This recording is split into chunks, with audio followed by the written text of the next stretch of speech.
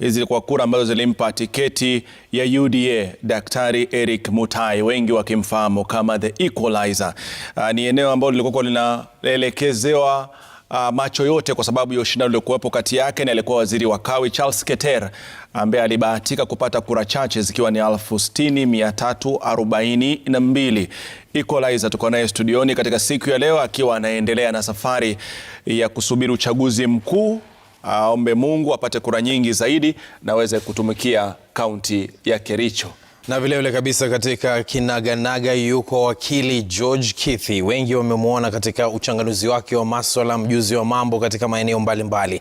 Lakini sasa anaanzia safari yake ya siasa huku akijulikana kama George Kithi, ambaye anasimama na chama cha PA, yani Pamoja African Alliance. Huko katika kaunti ya Kilifi atakuwa anapambana na Gideon Mung'aro wa ODM na vile kabisa Aisha Juma wa UDA. Na pia kumbuka kwamba juzi pana ndugu yetu aliye kuitokeza mwenye asili ya Kitaliano na pia akasema naye yupo kinyang'anyironi katika kaunti hiyo ya Kilifi. Tazungumza mengi kuhusiana na hayo.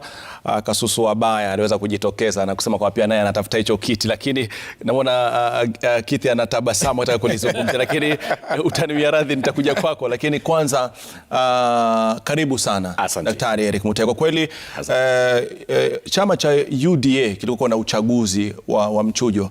Na kama kuna eneo lilikuwa linaangaliwa sana ni eneo la Kericho. Ilikuwaje kwako kabla hadi kupata ushindi wa tiketi ya UDA? Kwanza nataka niombe ruhusa. Kiswahili yangu sio mzuri sana. Haina neno.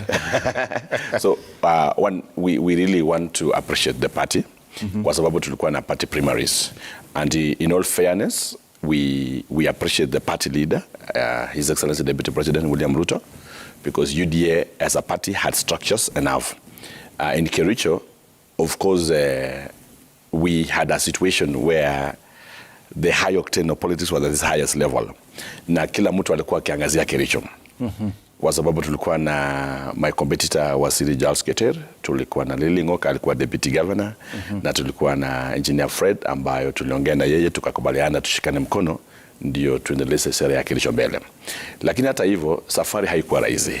Nilianza safari yangu la kama miaka 2 iliyopita. Najua mimi nilikuwa chuo kikuu la Embu University kama lecturer kule.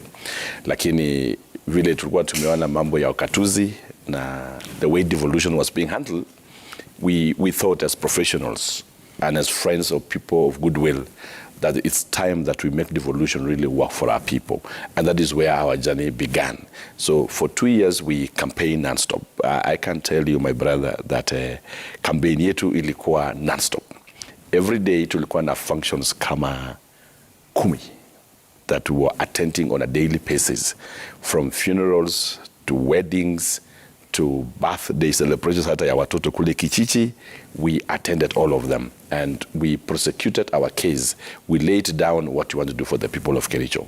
And to this point, really, I want to thank the people of Kericho because they had us very strongly. They believed in the equalizer, that we can have a county that can equalize everyone. And indeed, there is a God in heaven. Na bila shaka ndivyo wanasema kwamba kwa miaka 2 alikuwa katika harakati za kukampeni wakiwa wanakuwa na visipopungua 10 kwa kila siku hadi siku ya uchaguzi. Anasema kwamba kampeni zile kimtazamo wake daktari ndio ambazo zilizalisha matunda katika mchujo wa chama cha UDA. Na bila shaka na wapili katika kinaganaga hii leo ni George Kithi, ambaye umejulikana sana ukiwa mchanganuzi wa masuala ya uongozi na vile kabisa kisheria, lakini sasa unatafuta fursa ya kutumikia mwananchi wa Kilifi kwa njia nyingine. Safari hii ya siasa ilianza wapi? Asante sana kwa wakati huu. Kwanza kabisa ushawishi wangu wa kuingia siasa ilikuwa ni kutimiza ndoto yangu ya kuweza kuleta mwafaka wa kisheria, kuweka ramani ya kaunti ya Kilifi katika msimamo wa kisheria, kwa sababu mimi ni wakili. Hivyo kutengeza sheria ambazo zitalenga maendeleo ya kule na kupanua jinsi watakavyo kujikimu vyema. Kwa hivyo ilikuwa nadhani akili yangu inaelekea kuhusu uchumi wa kaunti ya Kilifi na pia hali ya miundo msingi hususan kwa kielimu. Kwa sababu hiyo kwanza kabisa niliingia kaunti ya Kilifi nikijishawishi na kushawishika kwamba nitaingia kama seneta. Kwa hivyo kampeni zangu zilianza kama seneta wa kaunti ya Kilifi. Ilikuwa na urahisi sana kwa sababu watu walinielewa kama wakili na wakanikubali kwa wepesi sana. Nilifanya zoezi hilo kama vile mwanzangu alivyosema, karibu kila uchao tulikuwa huko. Na mazungumzo ya watu ni kwamba baada ya mwaka mmoja wa mazungumzo hao, kukutana na watu, kushauriana, tukawa tushakubaliana kwamba mimi ndo seneta. Kwa hivyo kwanza kabisa watu wa Kilifi walinitambua sana kama seneta ambaye amekalia kiti, kwa sababu tulikuwa pale tulipofika ni kwamba ni kama ambaye kiti nishakichukua. Sasa kukatokea kizungumkuti hapo. Ndio sababu leo nasimama hapa, nakaa hapa kama gavana mtarajiwa, nitatumia jina hilo, wa kaunti ya Kilifi. Baada ya mzunguko wa ile kaunti ya Kilifi ni kubwa sana. Na kaunti ya Kilifi utaifahamu labda kama ushafika huko. Ukitoka Mtwapa mpaka Malindi upite Kilifi, utaifahamu kwa upande wa bahari na vile ilivyo mandhari yake. Lakini upande wa ndani wa Kilifi, ule umaskini ambao uko kule, shida ambazo ziko kule, yani hutadhani kama ni Kenya hii.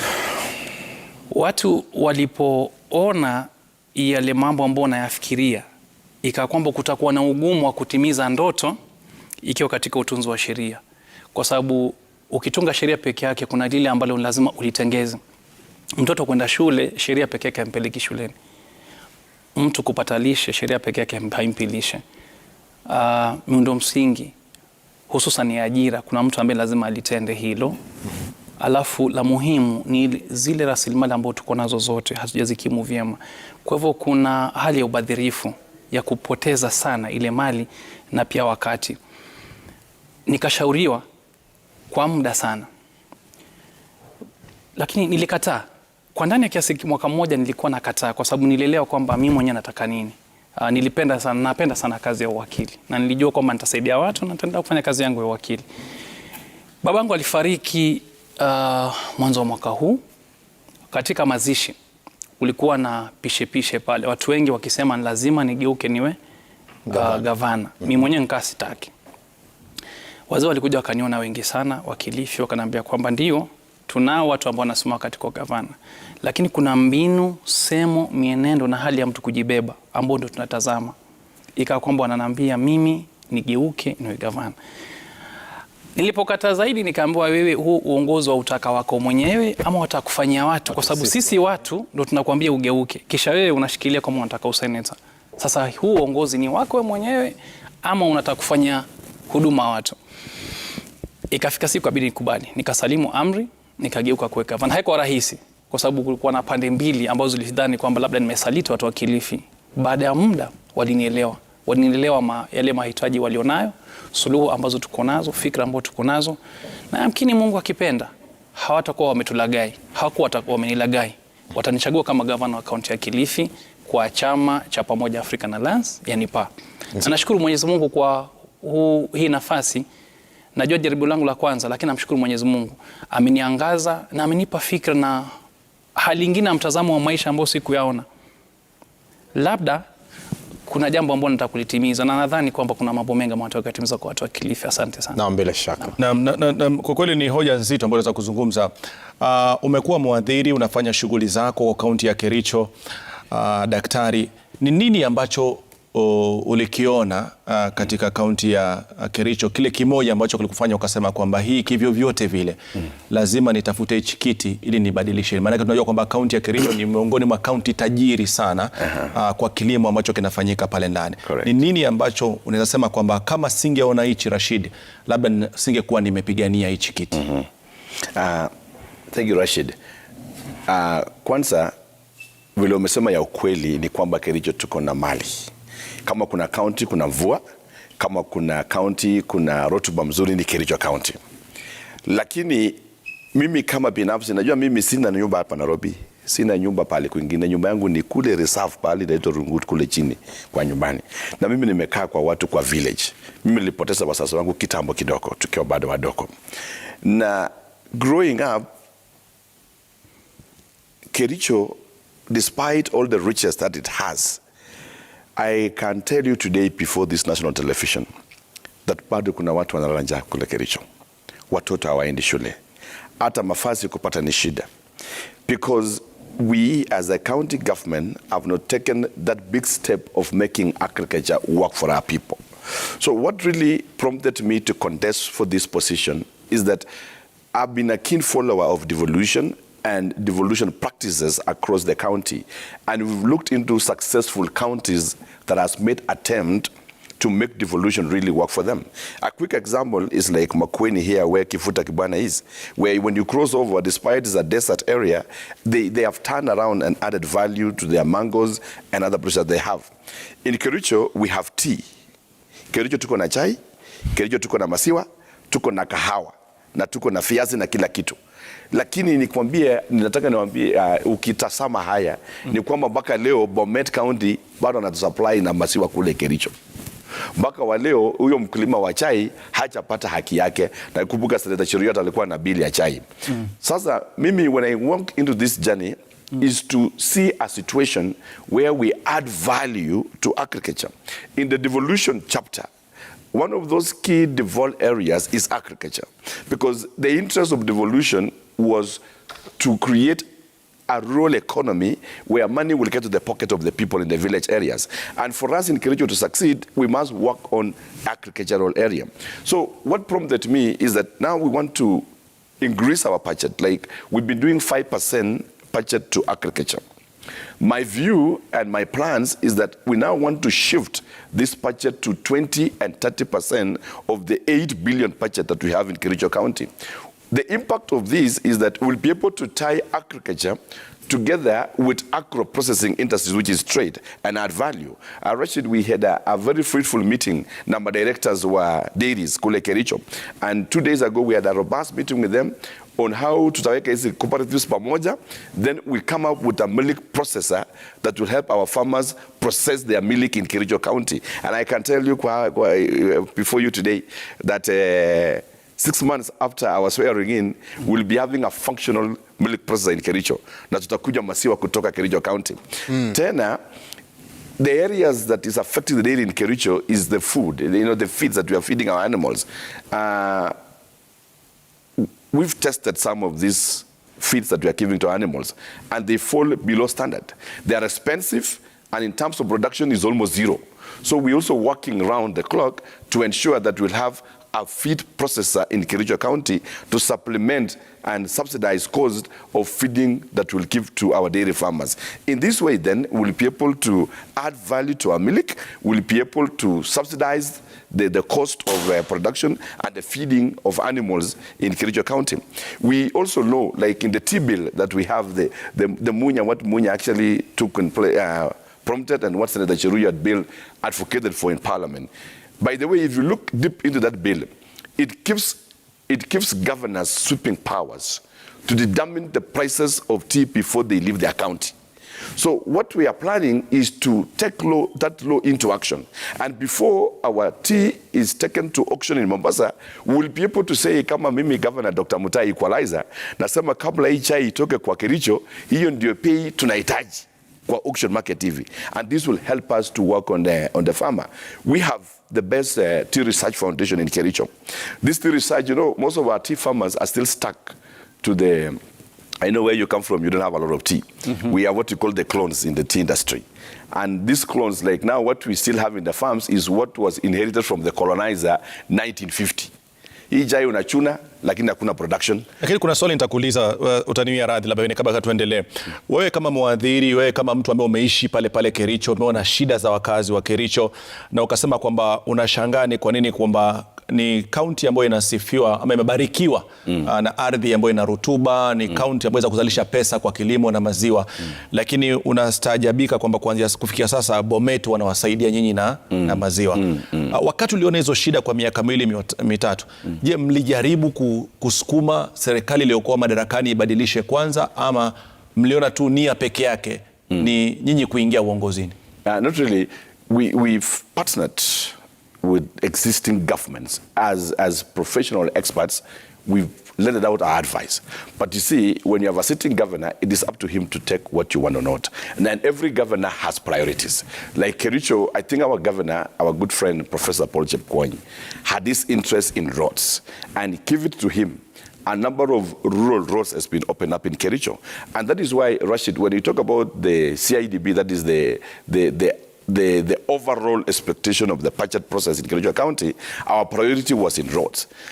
And in terms of budget priorities, of the 8 billion we pay workers, they pay workers 4.5 billion, and they remain with 3.5 billion. From this 3.5 billion, 1.5 billion goes to roads, which is half of the development budget.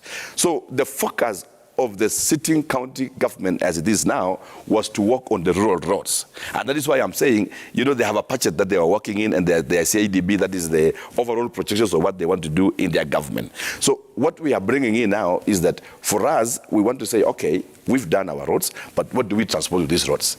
And that's why we are shifting the budget priority of agriculture from 5% to 20%. Sema kitu.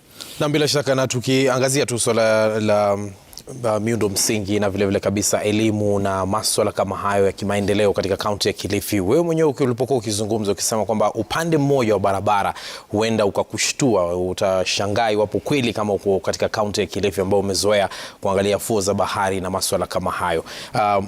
Ni nini hiyo ndio imekupa ule msukumo na vile vile kabisa kukawapa wale wazee ambao ulisema wamekuchochea uwe ni mwenye kusimama ule msukumo wa kuweza kusuluhisha zile shida za watu wa Kilifi? Unapanga kuzisuluhisha vipi? Naam, swali zuri sana. Kwanza kabisa wacha nieleze kwamba historia ya hii nchi ukitaja Kilifi kuna mambo ambayo huja kwa kichwa, kwa fikra. Utakumbuka kwamba tukisema kuhusu njaa, mafuriko, mimba za mapema, umaskini, funza, lazima utataja Kilifi hapo ndani. Yaani shida zote za hii nchi kama utazitaja utazipata kwamba zimekolea katika vyombo vya habari kule Kilifi. Leo hii tukizungumza ni kwamba watoto washafungua shule, wameenda mashuleni, lakini zaidi ya nusu wamerudi manyumbani kule Kilifi. Kwa sababu gani? Kwa sababu kwamba kuna umaskini. Umaskini wa Kilifi wa leo unachangiwa na mambo mengi. Moja wapo ikawa hakuna miundo msingi ya viwanda, uwekezaji rasilimali, na vile vitega uchumi vyote ni kama ambavyo vimefifia. Kwa mfano, Kilifi na Mombasa zina uhusiano mkubwa. Kulikuwa na kampuni inaitwa Kenya Oil Refineries pale Changamwe. Hiyo hakuna tena. Ukivuka Ramisi kule Kwale ilikuwa na kiwanda cha sukari, kwa kinabeba paka upande huu mwingine, hakuna tena. Kulikuwa na Kenya Meat Commission, kiwanda cha nyama, hicho pia kilikufa. Pale Mariakani kuna mahali kunaitwa dairy, kama ushasikia mahali kunaitwa Mariakani. Kuna kiwanda kile cha dairy, kwa kinachukua watu wengi kutoka Kilifi kiwatie katika kazi, katika ajira. Hicho kia kishaenda. Kuna kampuni ya mkorosho pale Kilifi, hiyo pia ilikufa. Utalii ambao ndio ajira kubwa sana kule kwetu, hiyo pia hakuna. Kuna Biksa, huyo pia tushaua. Ushaona? Sasa hakuna ajira. Yaani hakuna ajira isipokuwa county iajiri watu, alafu na viwanda vidogo vidogo, kwa mfano sekta ndogo ndogo, kwa mfano Kemri iko pale Kilifi. Sasa wale ni wataalamu, wanaajiri wataalamu. Wale wachache ambao watakuwa nafagia na kuosha hapa na hapa labda wataajiriwa. Na wale wanachukua kampuni ambazo ndo zinaajiriwa kwa kupitia kwa kandarasi, ili mradi kwamba wafanye ile kazi. Kwa hivyo ukitafuta ajira ndani ya Kilifi, ukisema the employment, ajira inatoka wapi? Utakosa. Kwa hivyo ni ajira ndogo ndogo. Hivyo fedha hazipatikani. Yule mama akiwa anachoma samaki na anauza pale barabarani na takoroboe jioni, akipata 2,000 mwisho mwezi, kama ndo faida, ndo apeleke mtoto wake, labda watoto wako sekondari. Saa hii watoto wanataka na wanunue mabrangeti, wanunue magodoro, wanunue kila kitu waende shule. Hakuna. Hawatoweza kuwapeleka. Sasa utaona kwamba inakuwa ni mzunguko wa umaskini, cycle of poverty. Kwa sababu gani? Hao watoto wataenda kule warudishwe, either wawache kusoma kabisa, ama kama watasoma hawatasoma na ukaribu na vitabu na walimu, mwishowe matokeo yanakuwa duni. Matokeo yalikuwa juzi ya sekondari, angalia Kilifi vile ilivyofanya, ni kwa sababu ya hali halisi ilivyo. Na miundo msingi kama haitokuwa ya ajira, ambao tumekuwa na ile devolution mogatuzi kwa miaka 10, iko wapi sasa? Hakuna ajira. Pili, kwa hivyo kama hakuna ajira watu wanaenda kuwa maskini. Lakini kama kuko na ajira kama ilivyokuwa kitambo na hizi kampuni zote ambazo zimezitaja, hata utalii labda kungekuwa na uwezekano wa kuwa watu wanaweza kujikimu. Kakangu akiongea kuhusu Kericho, anaongea kuhusu Kericho na vile watakavyofanya kule Kericho. Hataja Kilifi, hataja kwingine, anataja kwao Kericho. Watu wa Kilifi Tukitaja kwetu tunataja nini? Kericho kule kwao wana chama cha UDA ambacho kwa hakika na yamkini katika sera na mipangilio, hususan wakiingia katika serikali, kwa mfano wawe na mawaziri, watafikiria vile anavyosema, watafikiria kuhusu chai. Chai inauzwa kivipi? Iko na tuseme na mikakati yake. Inauzwa Mombasa pale katika soko la dunia la auction. Korosho ziko wapi? Za kwetu Kilifi hakuna. Miundo msingi ya chai imewekwa na serikali. Miundo msingi ya kahawa imewekwa na serikali. Mnazi uko wapi? Kwa sababu nazi zipo na nazi ni na soko la kidunia, lakini hakuna miundo msingi, hutaipata karibu na hapo. Kuna mananasi mengi pana ukifika pale Malindi, hakuna miundo msingi ambayo ishawekwa, hakuna infrastructure yoyote. Mwenzetu hapo anaongea kuhusu export, sisi hatuongee kuhusu export yoyote kwa vitu vyetu. Kuna mihogo, kuna pilipili, kuna matikiti, kuna inchi ya Kilifi ina rotuba ya kuzaa kama vile wanavyozaa huku kwao, wanavyozalisha. Kwa hivyo ni hivi, kwa uongozi utakuwa ni mwenye kukarabati. Muhimu ni hivi ya kwamba kama tutaweka kampuni zetu, kwanza kufufua zile ambazo nimezitaja nyingi ambazo tushaua, pili na kuongeza zile ambazo ziko ili wale watu wazidi kuingia katika ajira kwanza, alafu pili tuwe na sisi tunaweza kujikimu vyema. Ndio tukasema hivi ya kwamba kila mtu ana kwao. Dunia hii kila mtu ni mwamba ngoma. Wacha avutie kwake, huyu avutia Kericho, mimi wacha mvutie Kilifi na wengine tutengeze kwetu. Ndio waona ya kwamba tunashikilia kwamba tuna chama kinaitwa PA. Na PA ni chama cha kitaifa. Lakini ushawishi wake mkubwa uko wapi? Uko kwetu, Pwani, Kilifi hususan, Mombasa na kwingine. Sababu ni kwamba ni katika fikra zetu na sera ambazo tutazisukuma ni miundo msingi ile ambayo nimehitaji. Huyu miundo msingi yao watataja kuhusu kahawa, shida za kahawa na nini na nini na nini. Na wana shida kwao, lazima wasukumie kwao pia, wavutie kwao. Sisi pia shida zetu zile ambazo zimekithiri nimekutajia. Lingine ambalo nitakutajia, la elimu nimekutajia, miundo msingi nimekutajia. Lakini acha nikuulize kitu kimoja. Maji kwetu ni shida. Lakini maji yote ya Mombasa yatoka kwetu Kilifi. Ni kwa nini? Ni kwa nini watu wa Mombasa washibe maji kila uchao paka umwage maua? Kwetu sisi, na nakutajia mfano kwamba mwaka jana kuna mtu Bamba, mwanamke alikufa kwa sababu ya lishe. Yaani hana maji, hana chakula mpaka akafariki. Manake nini? Manake kwamba ndio umaskini, lakini kama maji yenyewe tunakosa, manake nini? Kwamba lazima miundo msingi iwekwe ya kusambaza maji. Hayo yatafanyika kivipi? Kakangu, ni uongozi bora. Mtu ambaye atajitolea na kujinyima ili tu kwa kile kipindi ambacho uko pale, kama Mungu akipenda, basi mwananchi aweze kufaidika, iwe ni huduma kwa mwananchi na si ukubwa. Viongozi wamekuwa hapo miaka nenda miaka rudi, hususan wale ambao wanahudumu katika uongozi hata sasa. Hata wengine wamekuwa mawaziri. Kakangu, hakuna kitu ambacho Kilifi imefanyiwa. Yaani umaskini bin umaskini. Kwa sababu gani? Mtu akiingia pale imekuwa ni ushawishi wa kitaifa na hadhi yake, pesa zake na ubinafsi. Lakini yule mama wa Kilifi, yule ambaye anauza omena, yule ambaye anaenda shambani kwa watu akatengeze kazi, yule anayefanya kazi ya kuosha vyombo kwa wazungu kule, basi huyo ndio tunategemea kwamba tutamhudumia. Naam. Na Hassan Mugambi, kama nafikiri imeweza kumsikiza Kithi vizuri zaidi, ni kama amezungumza hoja ambayo haja kuna nao moja kwa moja, kina amesema mbali na kwamba uwe na mtu ambaye una sera na falsafa ya uongozi, lakini lazima uwe na chama ambacho pia kina sera za kilio cha lile eneo. Kama alivyokuwa nafikiri kwa anazungumza kuhusiana, anasema kwamba itakuwa rahisi kwa Daktari Mutahi kama atashinda, manake ana imani kwamba Kithi kwamba zile sera ziko chini ya mwamvuli wa UDA zitamsaidia kusukuma ajenda zake. Na nafikiri kwa anakokoteza haja ya wapwani pia vile vile kuwa na chombo ambacho kitakuwa kinakokoteza ajenda zao. Nafikiri hao na mengine mengi tutazungumza baada ya muda usio kwa mrefu.